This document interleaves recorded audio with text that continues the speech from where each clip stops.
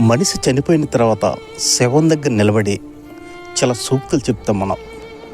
ఏదేమైనా చిన్న చిన్న తప్పులు వీడి చేసినా చాలా మంచోడురా అని.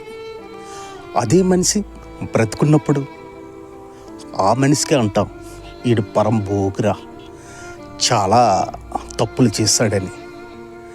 కానీ చనిపోయిన తర్వాత శ్మశానం దగ్గర నిలబడి మాత్రం ఆయన కోసం గొప్పగా చెప్తాం, మంచిగా చెప్తాం. అంటే శవంకున్న విలువ బ్రతుకున్న మనిషికి లేదు కదా. మరి బ్రతుకున్నప్పుడు ఆయన కోసం చిన్న చిన్న తప్పులే చేశాడు, అయినా మంచోడు అని మనం చెప్పొచ్చు కదా. కానీ మనం చెప్పం. అతను బ్రతుకున్నప్పుడు మాత్రం వీడు చాలా తప్పుడు మనిషి, చాలా తప్పులు చేశాడని చెప్తాం. చనిపోతే మాత్రం శవం దగ్గర నిలబడి చిన్న చిన్న తప్పులు చేసిన మంచి ఓటరాన్ని పొగుడుతాం. అంటే శవానికి విలువ బ్రతుకున్న మనిషికి లేదు కదా.